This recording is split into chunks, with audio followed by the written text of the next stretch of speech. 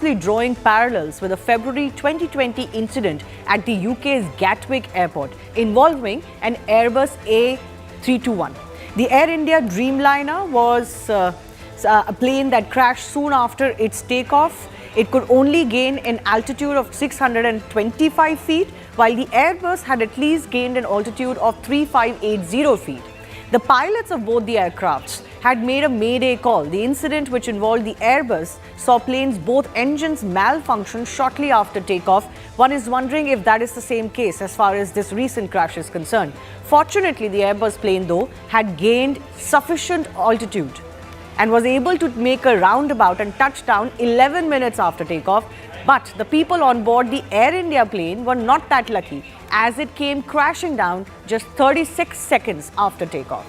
The UK Air Accident Investigation Branch later investigated the Airbus incident and found the reason for the engine failure was fuel system contamination. In the 2020 Airbus incident, there was no fault found before the takeoff by the engineers.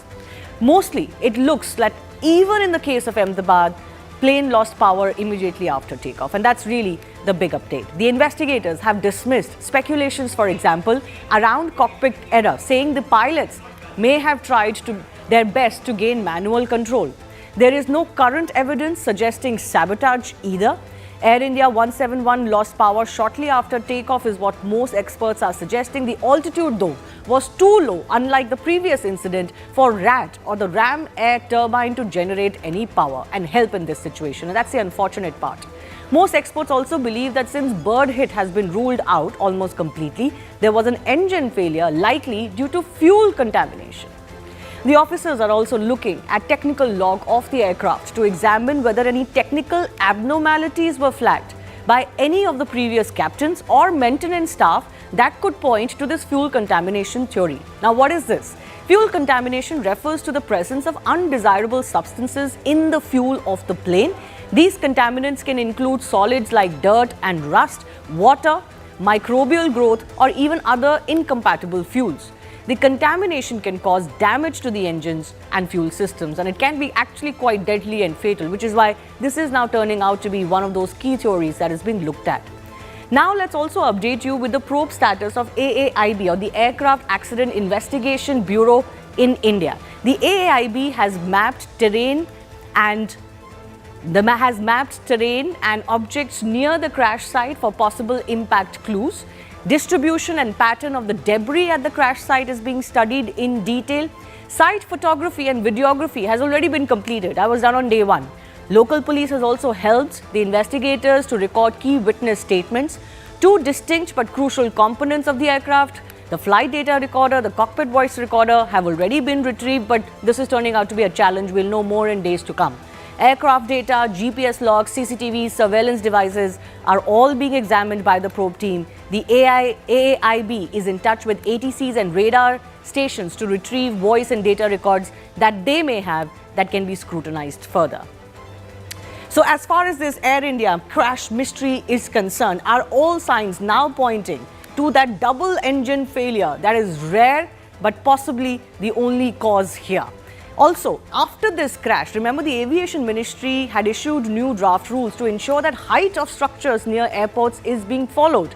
CNN News 18 gets you these reports from two of the busiest airports in India, Mumbai and Delhi. There's a new notification that's been put in place by the Aviation Ministry, wherein buildings as well as trees which are beyond the permissible limit right now closer to the airport would have to be taken cognizance of, and some of them would also have to be demolished. As far as details in Mumbai are concerned, there are 6,000 buildings in the funnel zone around Mumbai, and as far as details from the Aviation Ministry is concerned, it is said that the maximum number of buildings around airport are in Mumbai. In fact, rightly you can see because this is the Vilepallit Santa Cruz area, one of the posh areas in Mumbai, whereas on the other hand, where there is international airport, around the Andheri International Airport is where there are a lot of business areas, which is where this would now be under the cap of the Aviation Ministry. Recently, it was announced by the Deputy Chief Minister Eknath Shinde, who's also the Housing Minister, saying that redevelopment and TDR benefits would also be given to buildings in funnel zone. This aircraft that you just saw flying above us will land at one of Delhi's 4 runways in less than a minute. We are right now less than 200 meters away from the boundary line of the Delhi International Airport, and you can see this area is a heavily populated one. Sources suggest that more than 200 structures like these have been identified, which will require demolition on height curtailing for a smoother and safer flight approach path. If we go by the rules, any construction within 150 meters of a runway is generally prohibited, and beyond that, height restrictions apply, based on distance from the runway, with taller structures followed further away. These regulations are in place to prevent obstacles that could interfere with flight operations, particularly during takeoffs and landings.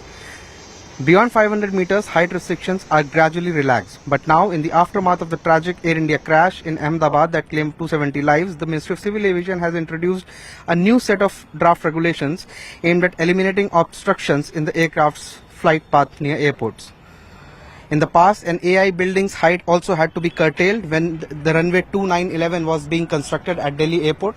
And previously, the Shiv Murti, the famous Shiv Murti in Palam, its height also had to be lowered by the civic authorities on repeated requests from the aviation regulatory authorities.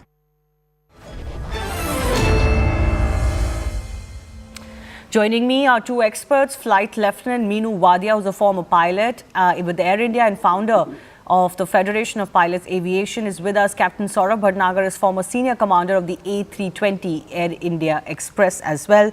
Captain Saurabh Bhatnagar, would you say that fuel contamination looks like the most plausible theory leading to a double engine failure? How rare would that be if that is the case? See, again, it will be very premature to say. I've been saying for the last so many days, Captain Wadia was also there. We should not go and speculate what exactly has gone wrong, because anything which we say before might hamper the investigation, might lead to something else. Let us, the investigating agencies, see, they investigate and they do the wreckage analysis if they are doing, reconstruction of flight path, wreckage of the engines, what the controls position, so let them come out. Okay, no, fair enough. I get what you're saying, but let me reframe my question. If it was to be fuel contamination leading to a double engine, can it lead to a double engine failure? Yes. And if it did, how rare would that be? It's extremely rare. What I read in the documents, then what exactly is Dreamliner at the time of takeoff, supplies fuel from the center tank. Dreamliner's got 3 tanks, center, left and right. So I was just reading the documents, how the fuel system takes place, right? So the center tank at the takeoff supplies fuel to both engines, so that, individuals engine flaming out because of their individual tanks is ruled out. And that's also the case with the Airbus 320 as well. Okay. So if the contamination takes place in the center tank, then this fuel which is going to both the engines will go simultaneously. That is how the possibility. But what happened in Air 171, we don't know. Sure. That's one thing. This is what the document says. This is what the book says. Now, what happens in the case of here or in the Gatwick in 2020, where material, what is the chemical was in more quantity, what is required, that led to the contamination and blocking fuel. And that is what after the investigation. So let us not speculate what has gone wrong. Right. Flight Lieutenant Meenu Wadia, I want to understand from you as well. Do you think that Gatwick incident could indeed be the only close parallel available to this incident? Not at all. Exactly what Captain Bhatnagar said. Almost anything, not only fuel contamination, multiple hits, sabotage, almost anything that you can imagine is possible in this case, because there are a lot of things which do not add up. Also, it is wrong to misguide our listeners and the public that this is what happened and start a fear psychosis. So please wait. The DFDR will take time. You will not get any answers from any agency, not from DGCA, not from the ministry, in the next couple of days or weeks. Only when the facts are analyzed from the DFDR will you get specific information, and then we can discuss and debate how and why this could happen. No, what I'm trying to see is whether there is a precedent to what happened to the Ahmedabad flight. Is the Gatwick incident a precedent that you can say that, okay, this closely matches what happened in both of these incidents? No, I'd like to make 2 comments. One is just what your anchor said a few minutes before we came in. And secondly, about many people on your channel have stated that this engine, it requires large berths to flame out an engine, etc. Let me tell you my personal experience on a Jumbo 747 400, which has 4 engines. On a takeoff roll in Bombay, only small pigeons, a flock of small pigeons, flew across the aircraft on the runway as we were on high speed about to take off and came, and we got ingested. There was no indication, there was no fire, there was no warning to the pilots at all. We just heard the thumping of the birds on the aircraft itself. I rejected the takeoff and went back to the bay. It's difficult to imagine today that 3 out of the 4 engines had packed up totally. Can you imagine? So anything is possible. But sir, how quickly did that happen? Because in this case, it's barely 36 seconds after takeoff that the plane actually crashed. So we hadn't even, in my case, we hadn't even taken off. We were just about to take off at V1, about the takeoff speed when we could have taken off. And if we had taken off, quite likely 3 engines packing up, I don't know how much chance we would have had of bringing the aircraft back safely. So that is one. So anything is possible. Okay. Also, since I'd like to clarify something that your reporter was reporting about the buildings near the airports. Shall I go into that a little? Yes, very quickly. I do have more questions for both of you. Very quickly, sir. Go ahead. Yes. First of all, everyone, you have been reporting that there are buildings on the sides or in line with the runway. Now, please understand, the law is very clear. In this case, it is not an Indian law. It is not even a High Court judge from India. These regulations are specified by ICAO. And at different places, when you mention 500 yards and 200 yards, that is not correct at all. There are different distances depending on the location from the runway. So some in the funnel of takeoff path and landing path, funnel requires a lower rate, and at the sides, a higher rate. I'll tell you, the airport authority itself, apart from the government, has never taken this very seriously. I was appointed by the Indian government committee to investigate the control tower at Bombay Airport. That control tower was infringing ICAO standards, which is prohibited. Eventually, this control tower was removed and a new one has been erected. But even, I was on the committee, so I know exactly what I'm saying. In the meetings of the airport authority, it was pointed out that this tower is against ICAO standards. And it was reported and recorded in the minutes that the chairman will give dispensation. The chairman has no authority to give any dispensation, nor does anyone have authority. You keep on breaking the law, you keep on exercising discretion and making buildings all over the countryside, and you are putting your lives of the people, flyers, in danger. And accidents will happen like this, and it will kill a lot of people. Please, so, in the immediate aftermath of this accident, sir, I did ask certain experts, including pilots who fly all around India, about the difficulties, let's say, with this particular airport in Ahmedabad. Obviously, the experts pointed out that most Indian airports are crowded with a lot of, residential and other construction right outside the perimeter. We don't know for sure, and I can take your view on it. Captain Saurabh Bhatnagar can also come in on this. Do you think that there were violations as far as this airport is concerned? No, on the face of it, as a layman, yes, there is a lot of construction. But I'd like to be very specific and stick to the law. The airport authority, not today, but since a long time, has on their computers tabulated on each airport exactly around the airport at which point. For example, suppose you take 5 kilometers on one right side, at what is the elevation of the building that can be constructed at that particular point. So the airport authority already has that tabulated on their... but are there violations? Of course there are violations. Okay. I know for a fact there were violations. That's what I pointed out. No, that's what I just wanted to establish. I'm not sure, in this case, certainly no such concrete information of a violation existing has come to light. But the fact that the Aviation Ministry has kind of made sure that one of the first steps they take is an account of these buildings and constructions around airports seems to suggest that that's a very serious issue. Captain Saurabh Bhatnagar, I also want to take your view that there's a lot of speculation whether the black boxes can be studied in India. We are being told that there is a facility, a HAL facility near Lucknow where it could be sent, an NTSP facility in the US, Civil Aviation Authority in the UK or to Singapore. What is that precise capability that you think India could be lacking? Again, I will not be able to tell that. Yes, but what we have inaugurated on 9th of April, our Civil Aviation Minister that the black box facility at our AIB, and it says that you can repair and the damage the FDR and can extract the information.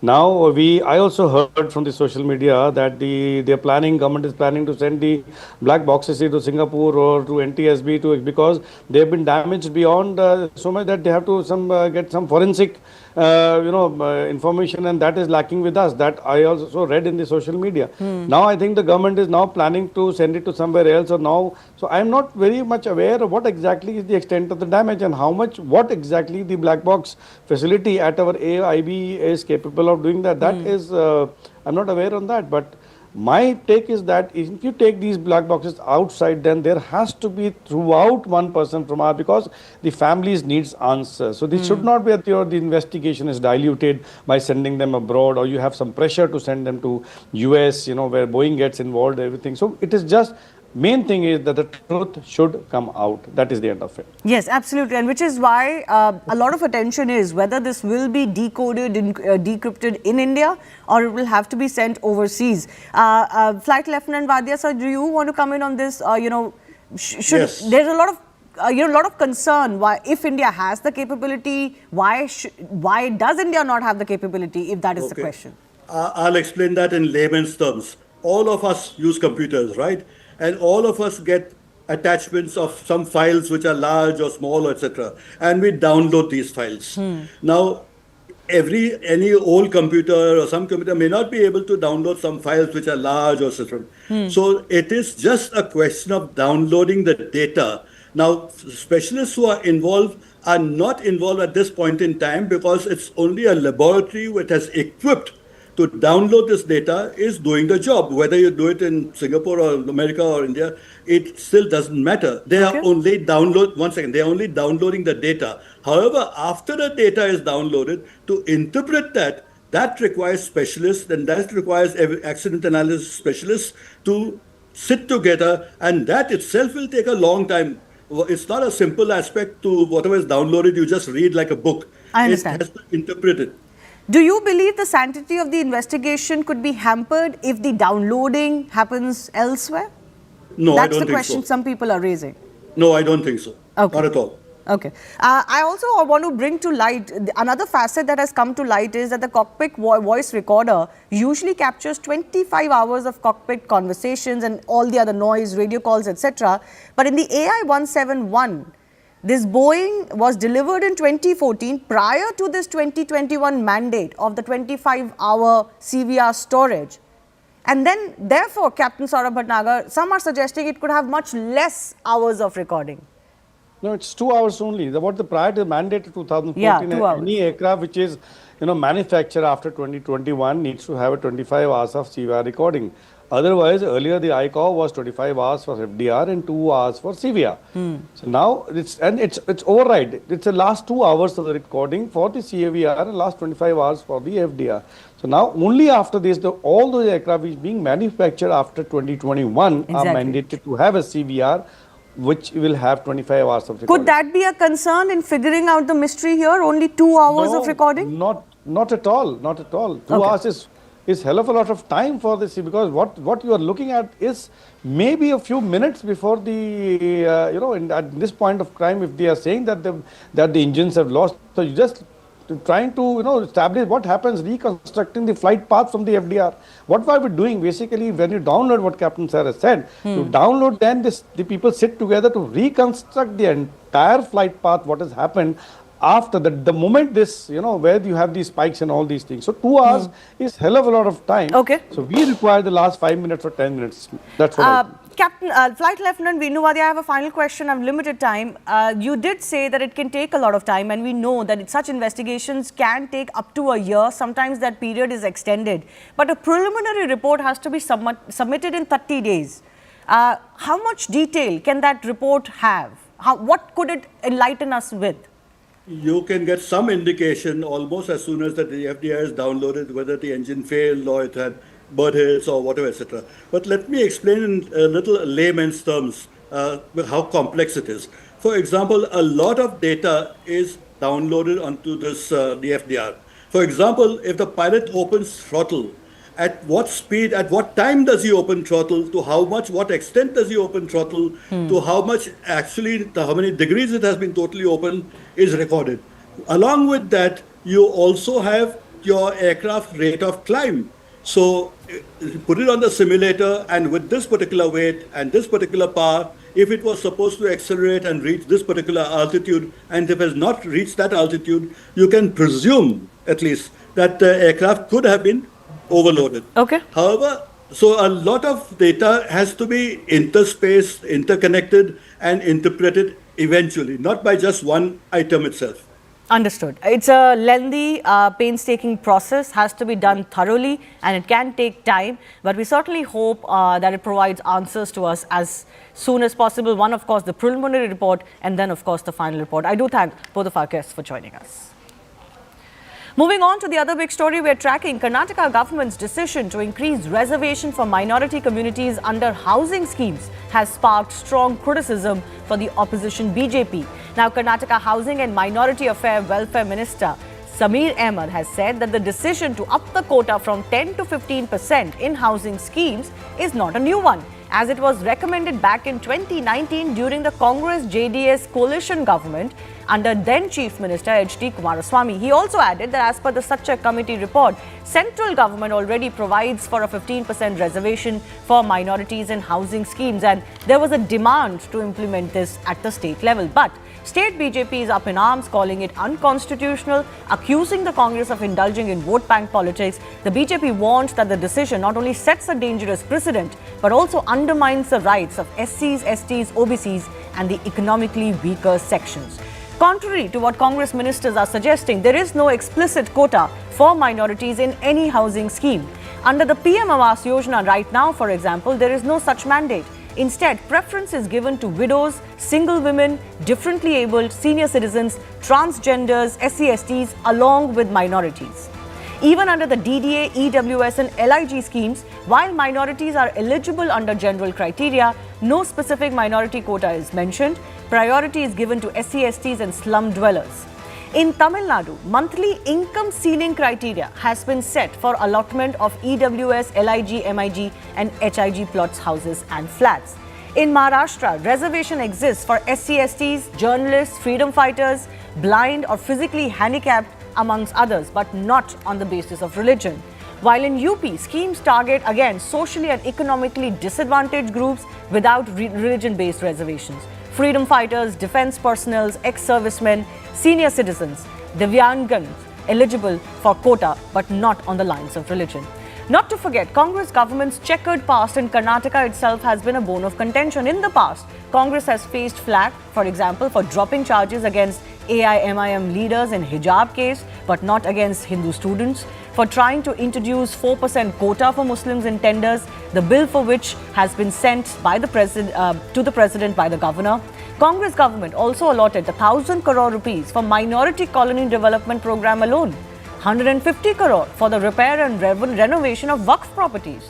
Withdrew Hubli riots cases, but Karnataka High Court had to set that decision aside. And infamously, of course, Congress government withdrew cases against SDPI and PFI during previous regime. So with this minority housing quota also hiked, is this another form of appeasement as the charge the Congress government is facing? That's coming up with our guests.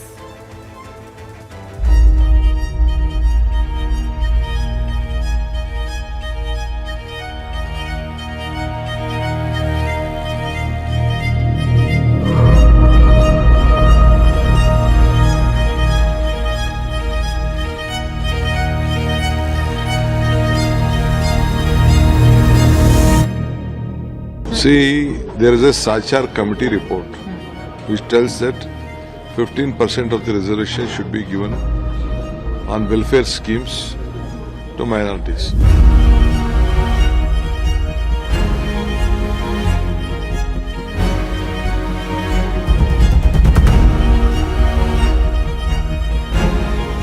ये तो पूरा anti constitutional है, गैर संवैधानिक है, तो supreme court ने भी इसके बारे में धर्म आधारित आरक्षण को खारिज किया है। इसका अर्थ क्या है? जो ओबीसी SC/ST का कोटा कम हो जाता है, you cannot expect anything from this government because you have been seeing the administration lapses development has already taken a back seat. And of course, when it comes to minority, they are only bothered of getting through their votes during the elections.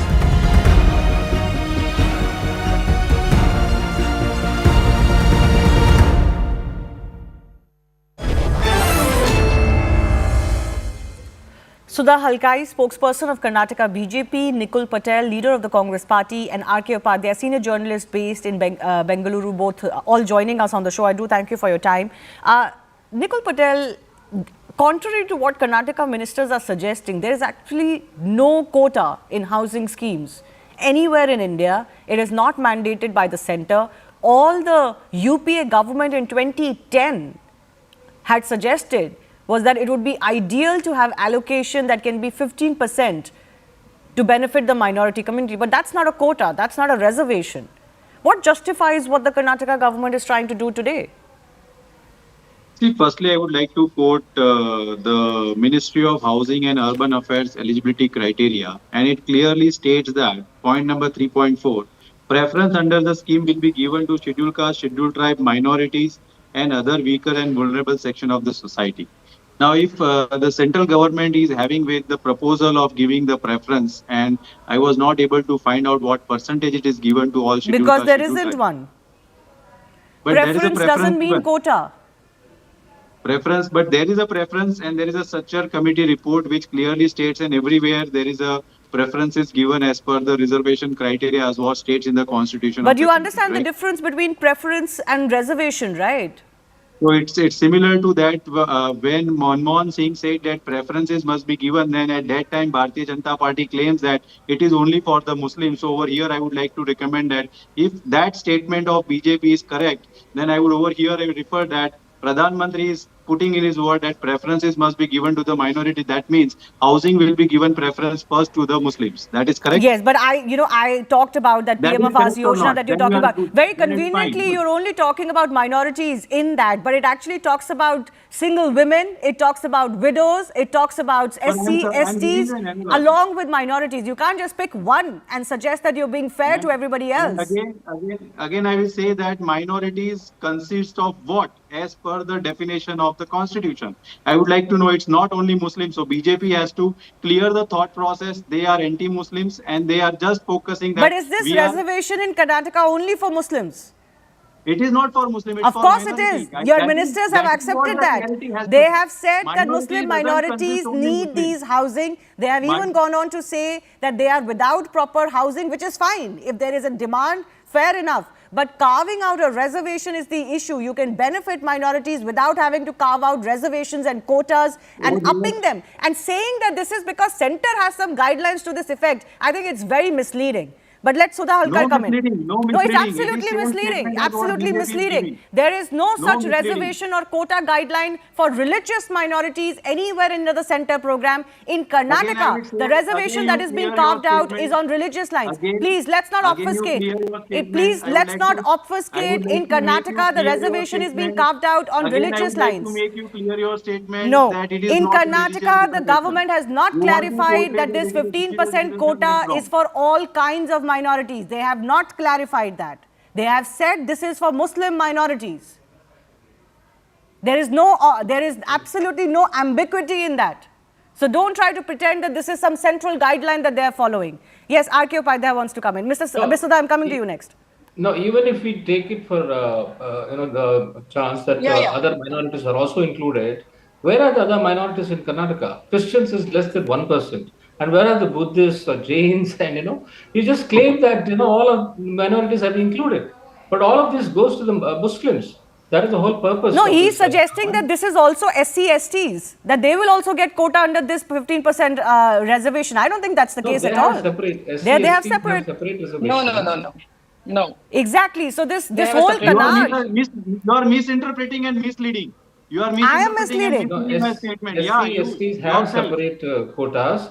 And I'm sure it will be carved out of the SC/STs also to give it to minorities. Exactly, And what that's is the point. 15%? That's the question that people are raising. That instead of the preferences that are that is what I'm enshrined reflecting. for SC, STs and other economically and socially marginalized communities, you've carved out a quota and upped the quota for only a religious minority. There is no justification for this under Indian Constitution anywhere. Let Ms. Sudha also come in. Yes. Tell you that if at all you want to see a theocratic state in the entire country, then it is Karnataka. This is one more step towards appeasement politics. We have been seeing that completely, like once the formation of this government, they have been doing nothing other than appeasement to the Muslim community. I am very clear on this part. They are only on behest of the Muslim community, and very bluntly, openly they are doing this, and this is all on the guidelines of the Rahul Gandhi. And let me tell you, the criminal cases against them, they give a clean sheet. Anything against the constitution, they are upheld. Anything this community does, they are upholding it. Then again, they're giving 4% reservation for the contractors, what you said. And why are they choosing this only, that it was during the Kumaraswamy government that this was actually they were planning for this. And why are they not taken the consideration of the NEP, okay? And why have they not taken the 4,000 amount which is being given to the farmers? They have taken it back. Why have they not implemented? Why do they want to say that, it was formed during the Kumaraswamy period? That time, because he was in coalition, he's in alliance with Congress that time.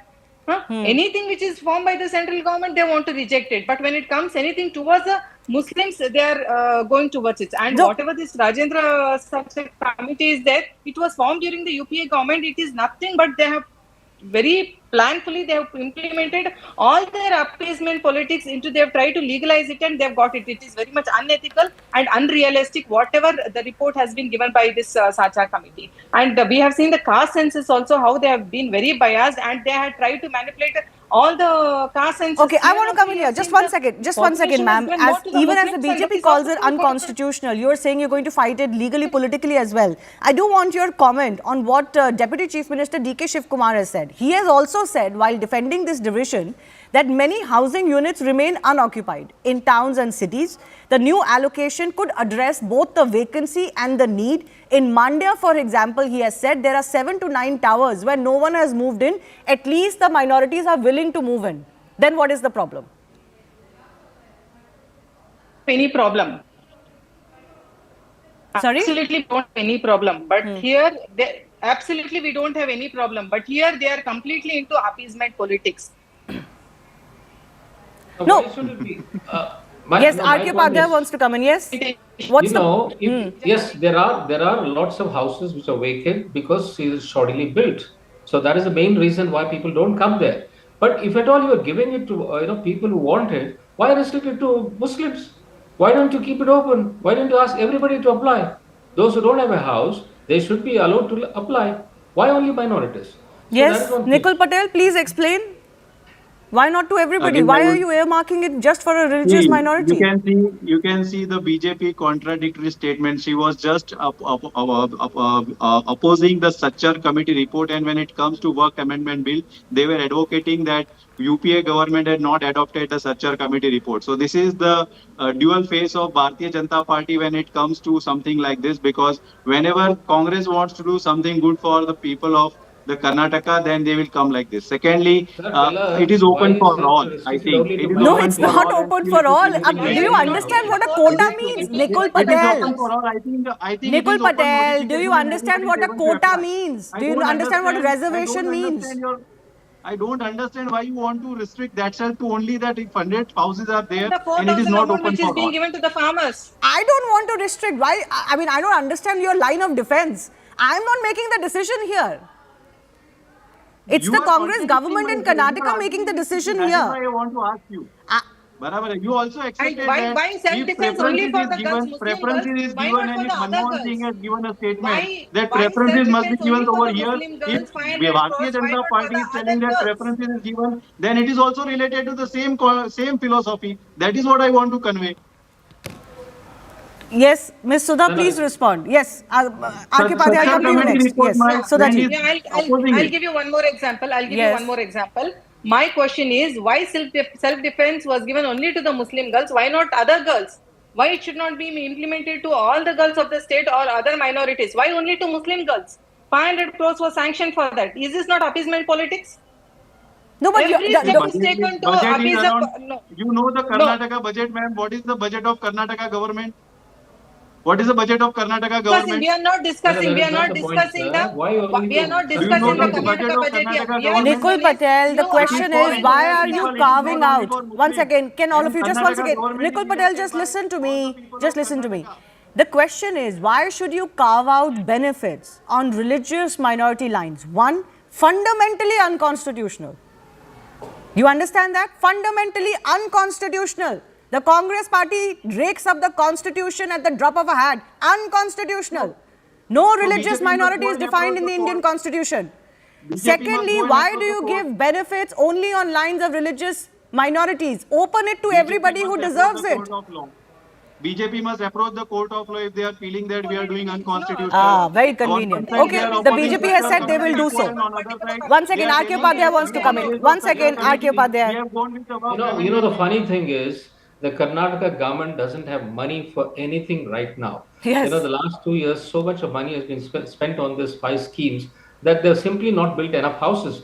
In fact, I just pulled out from the Karnataka Assembly, question hour, where Zamir Ahmad has admitted the Karnataka Housing Board has built just 15 houses and 120 flats in the last 2 years. 15 houses and 120 flats in 2 years. You know, this is the cold statistics that has been given in the assembly. So they simply don't have enough houses, and only those which have been built earlier and which have not been occupied for a number of years and in a dilapidated state, they were trying to palm it off to minorities. Oh, great. Why So minorities? even the benefit that they're trying to suggest they're giving to minorities is actually just chalta benefit. Yeah, that's what it looks Exactly, exactly. So they're fooling everybody concerned then. Let me just also play out this audio clip of Congress MLA B.R. Patil, which has surfaced, in which he's allegedly accusing officials linked to his own government's corporations of large-scale corruption. Listen it. Rajiv Gandhi housing corporation में जो लोग जाके पैसा देते हैं उनको घर मिला है। सब तो ये हम लास्ट टाइम MLA आप लोग बोले थे, सुनिए ऐसा सुनिए एक रिक्वेस्ट है। ये हो रहा है क्या, धंधा हो रहा है क्या? नहीं सर, ऐसा हो ही नहीं सकता सर, क्योंकि घर ही नहीं है तो देंगे कहाँ से सर? मेरा सुनिए, किसी को बोला नहीं, जो मेरा लेटर भेजा था वो नहीं हुआ, वही लेटर वो ग्राम पंचायत के चेयरमैन मेरे पास से लेके गए, वो पैसा दे के लेके आए घर में। अब हमारा इज्जत क्या रहेगा सर? वो दीजिए सर, कौन सा है? मैं किसी को नहीं बोला, but I will take action sir, let me know sir. अब वो कैंसिल करके आप ही देंगे, अगर ऐसा किया है I will hang that fellow who has done it sir, 100%। Hang नहीं, एक आदमी नहीं, बहुत लोगों को हैंग करना पड़ता। आप दो ना, आप मुझे दो sir, at least will see what has happened sir. आप थोड़ा मुझे प्लीज दीजिए सर। क्या चेक करते हैं? मेरा तजुर्बा है, मैं हमारे मिनिस्टर, हमारे पार्टी की सरकार के ऊपर मैं इल्जाम है। मेरा जो let me check and get back, ये पैसा खाने का देने का एविडेंस तो मिलता नहीं। पैसे जो लेके गया, जो दिया, मैं मुंह खोले तो सरकार हिलेगा। Yeah, this is the Congress MLA himself saying, if I open my mouth, the government will shake. And Nicol Patel, did you hear what the defense was? Ghar hi nahi hai to denge kaise? Whatever allegations are there, that is already our ministers speak that we will be taking care and all. Why don't you answer what B.R. Patel is asking? Yes, yes, Nicol, go ahead. One, the defense is that there are no houses. How will they be given? The second allegation is that people came with letters from the MLA's reference, didn't get it. When they came with the same letter, paid money, they got it. It's an all allegations. Let's come with the proof. Our minister had already replied to it, and you must also show that what he had replied. Okay, Sudhaji, I have final comments. Yes, Sudhaji, 1 minute. Yeah, the Congress government has only 2 agendas. That is, one is vote and one is not. And they got appeasement only for 2 things. That is, one dynasty family and one particular community. And they are ready to do anything. They leave no stone unturned to appease this community, because they have openly, clearly told that they have come into power only because of the support of this major support of this community, and that is what they're doing it. And this is absolutely unconstitutional what they're doing it. I don't understand that you don't know the percentage of population in Karnataka. That is why you are speaking such statement, because Karnataka government is formed due to the vote of all the people everything. of Everybody have come to know what your people are doing it. I think Only you must appeasement politics. you must correct your facts and data Why that did you you are having cancel with all you, the criminal because cases if you against the want Muslims? to Why form a did you government, take then the support Why of did you entire take back all Karnataka the district. cases against Okay, one second. The point also is, R.K. Padhyay, this isn't in a this debate is not happening in a vacuum. The problem is that Congress governments, both this version and the previous avatar, have pandered to Muslim sentiment. It's as simple as that. There are cases after cases. Obviously, I mean, look at the way the Siddaramaiah government has been going about this. They're unashamed about what they are doing, and look at the amount of monies they have allocated for minorities. 1,000 crores for minority colonies, 500 crores for Muslim youth. All kinds of funds have been given to just one community. I mean, is that fair? How can they justify it? And when it comes to all these contracts and other things, they want to highlight the minorities. I mean, why only minorities? There are poor among all other sections. Exactly, there are poor amongst all sections who deserve an equal opportunity and preference as far as government is concerned. Government cannot prefer poor from one community. Nobody is denying the Muslim community also needs support. But you cannot just, put it only in one kitty and ignore all the others, because the full pie is limited. If you give more to some, it comes out of somebody else's pie. I leave it at that. I do thank our guests for joining us. Speaking of minorities, in his new book, Dharma Democracy, sociologist Salvatore Babones contemplates the question of Muslim Indians. He says the integration of Muslims in India is the biggest challenge to Indian democracy, and the loss of belonging amongst Muslim Indians could lead to a potential breakup again, as he delves into themes of what keeps democracies intact. In his book, he also talks about how India is a unique democracy unlike any in the world, and certainly the only one to survive in the post-colonial world. Here is an excerpt of my conversation with him. The full podcast airs tomorrow on CNN News 18's YouTube channel. Listen.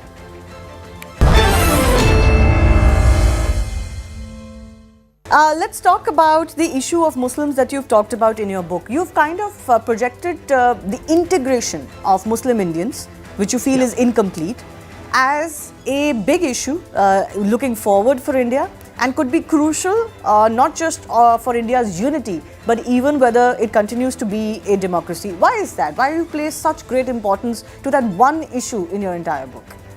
Look, it's a huge issue because India has a large and, let's face it, poorly integrated Muslim minority. I say poorly integrated because levels of residential segregation are extraordinarily high in India. Levels of intermarriage are extraordinarily low in India. Now, that reflects a lot of personal choices, but it also means that Muslims are not represented in key Indian institutions. I mean, much has been made of the fact that the BJP doesn't have a single Muslim member of parliament. And okay, that's a problem, but only 2.5% of India's Muslims voted for the BJP, so maybe it's not such a big issue. On the other hand, 25% of 2.5% of the BJP's votes came from Muslims. Yes. On the other hand, 25% of the International Congress's votes came from Muslims, yet only 8% of its MPs are Muslim. Now, it's not just in Parliament. That's the easiest one to count. But if we look at, top levels of media, top levels of the corporate world, the only place where we see maybe Muslim overrepresentation is in Bollywood, Bollywood in sports, perhaps. Now, for me as an American, that's interesting because those are the exact same places where we see African American overrepresentation. Now, Muslim Indians have never faced discrimination on the level that African Americans used to face in the United States. But nonetheless, there is a serious deficit. Now, that deficit's not the fault, quote unquote, of Hindu Indians.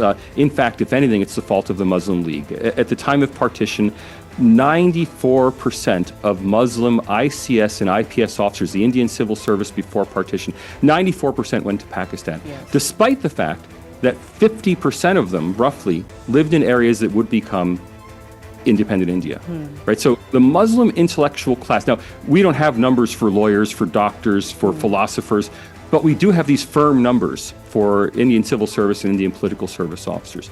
So we know that virtually the entire Muslim political class decided it was going to move to Pakistan, even if they lived in areas that became independent India. They left the middle class and poor Muslims behind in India without an intellectual elite. Now, these things take generations to repair.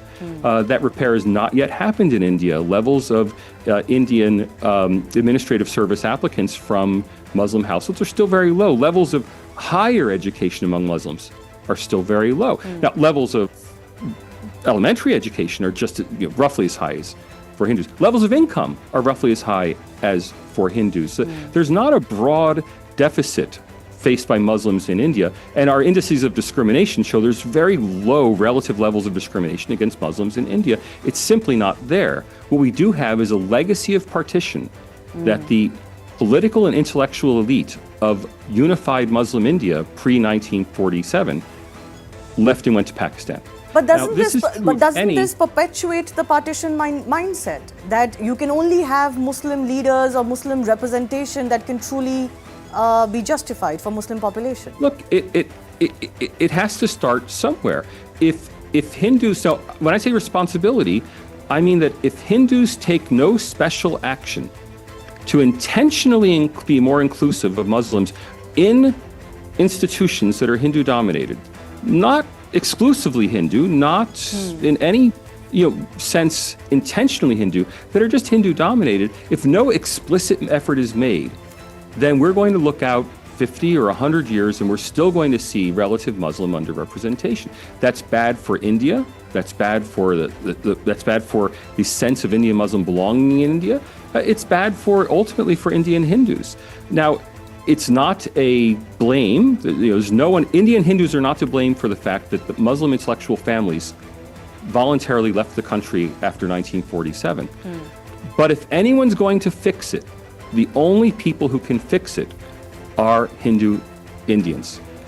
And that's why I say it's their responsibility. And if you go back even to the work of Swami Vivekananda, everyone loves Swami Vivekananda. Nobody wants to listen to his mandate. Swami Vivekananda wanted that kind of inclusion. It's not a revolutionary idea that people who want to have a better society, want to have a more inclusive nation, should do their part. Yeah, it's not their fault, but they should do their part to help make their nation a better place. Hindu community. Yes, go ahead. Even the RSS recognizes this. Now, they haven't done let's face it, they haven't done a very good job of it, but they try, right? And so when even the RSS, when even Mohan Bhagwat is trying to be more inclusive of Muslims, can't media organizations and political parties and civil society groups, can't they do their part as well? And if they did, everybody will have a better India in 40 or 50 years. On the point of whether Hindus can do more, the angst of the Hindu community in India seems to be that more is asked of them and concessions are asked of them to make someone feel more included, while there could be a problem of mentality on the other side as well. Well, I point out in the book that some very brave, I think, Muslim intellectuals have also made the same argument from the Muslim side, that Muslims, instead of forming their own organizations, for instance, there's been a huge controversy over the Waqf boards, instead of having Waqf boards that exist to provide charity only for Muslims, that they should be providing charity to everybody, that their organization should be inclusive. After all, anyone can walk into a Hindu or a Catholic hospital in India, they serve the entire population. So why shouldn't Muslim charity also serve the entire population? That would serve to, again, better integrate Muslims into all of India. Now, the legacy of partition, if it's anyone's fault, it's Jinnah's fault. Muhammad Ali Jinnah wanted to be the father of a nation.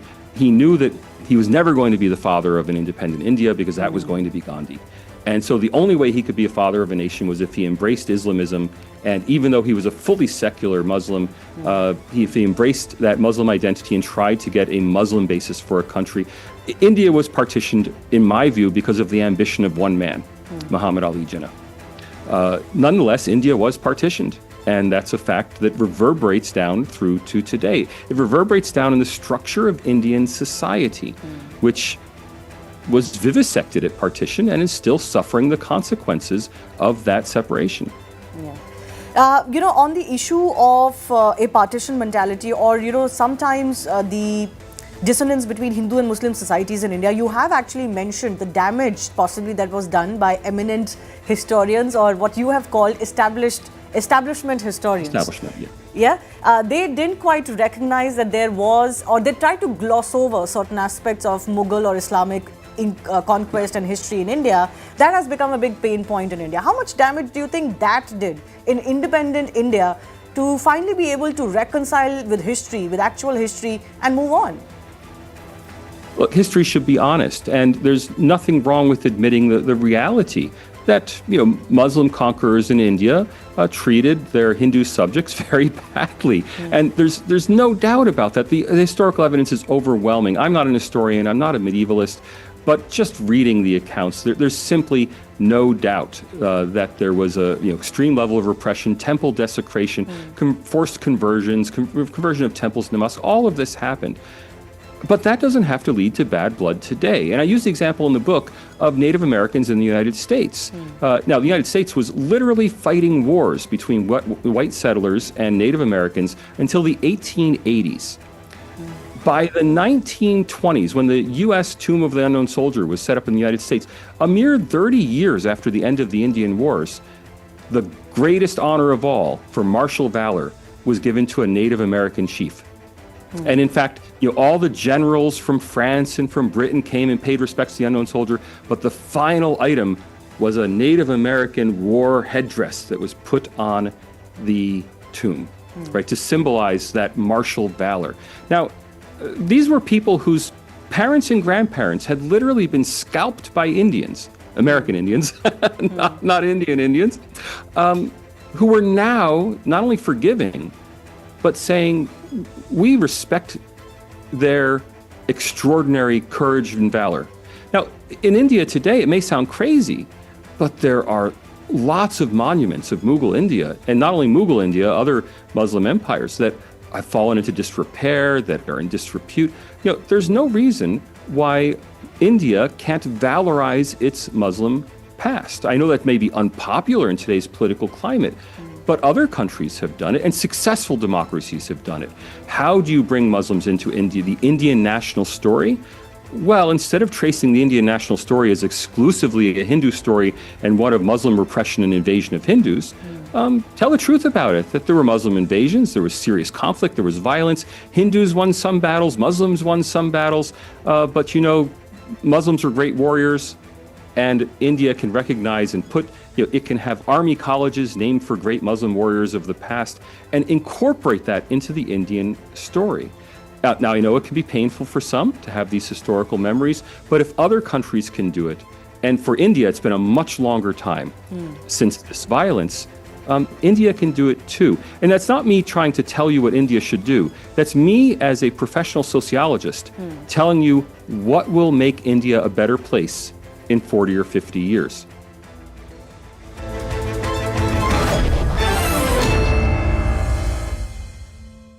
Brought to you by... This is News 18 Network.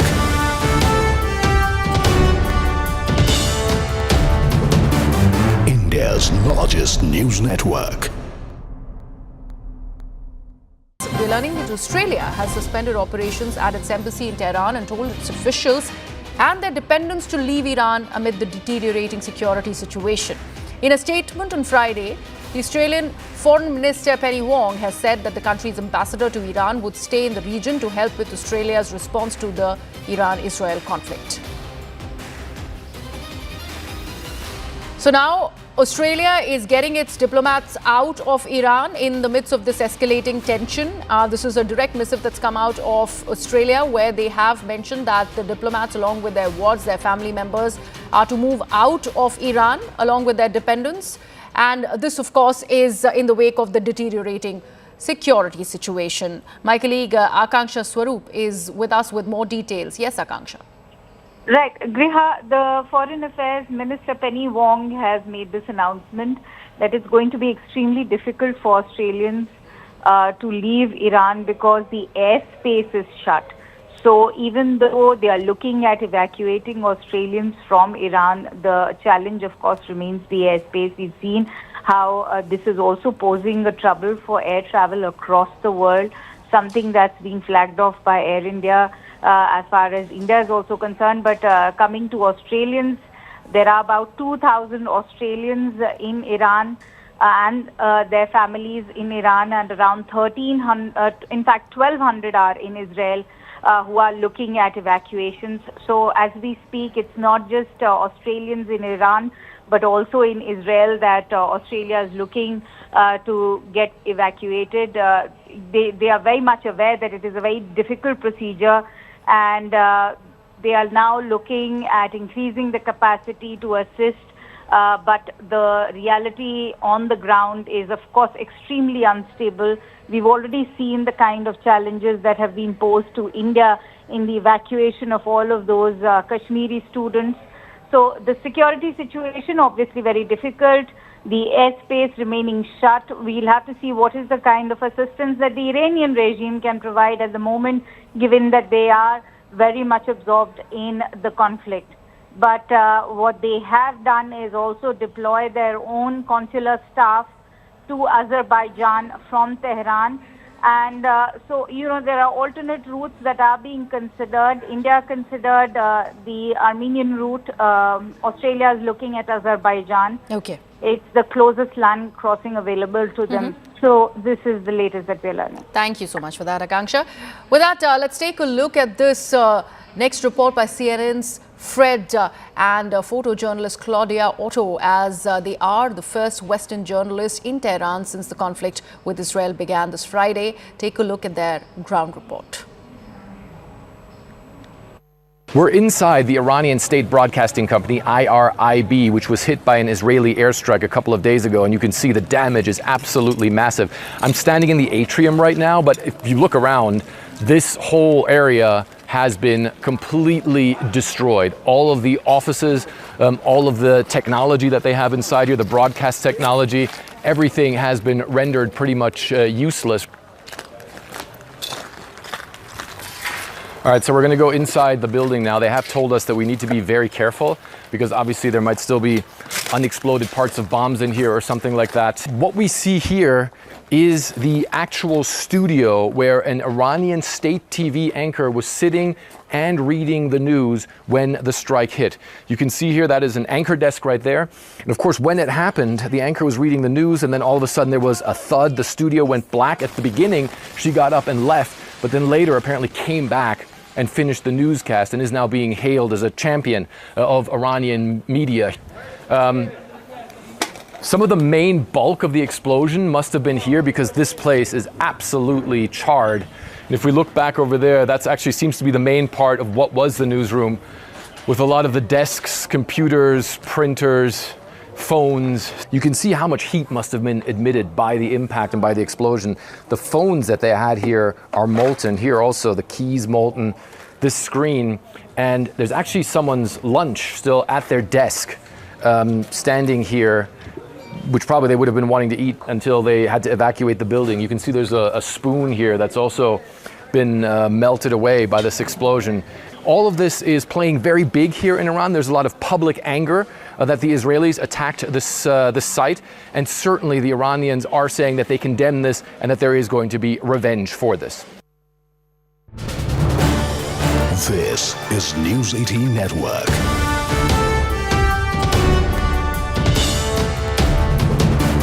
India's largest news network. We're learning that Australia has suspended operations at its embassy in Tehran and told its officials and their dependents to leave Iran amid the deteriorating security situation.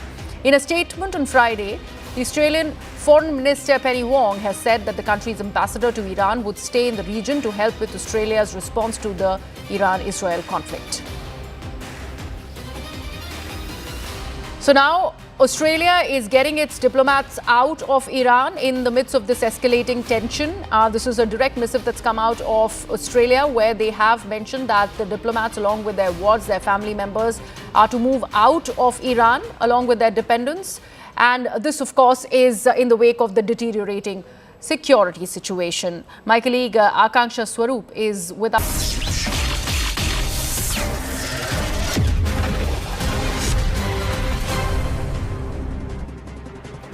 Namaste, Jai Hind, and welcome to this edition of The Right Stand. I'm Anand Narasimhan. Right at the top of this Friday edition, the big question. A nation that says it's friend to all and foe to none, is it foe to all and friend to none? Has China backstabbed perhaps its closest friend? As the Russia-Ukraine war began, China-backed groups stepped up hacking attempts targeting Russian companies and government agencies. According to the New York Times, it's citing a cyber analysis saying that these attempts had intensified in May 2022, following Moscow's full-scale invasion into Kiev. Even as President Xi Jinping and Vladimir Putin publicly praised a new era of cooperation amongst the two nations and declared that bilateral ties had no limits, in fact, in 2023-2024, a Chinese group known as Sanyo posed as representatives of a major Russian engineering firm to gather intelligence on nuclear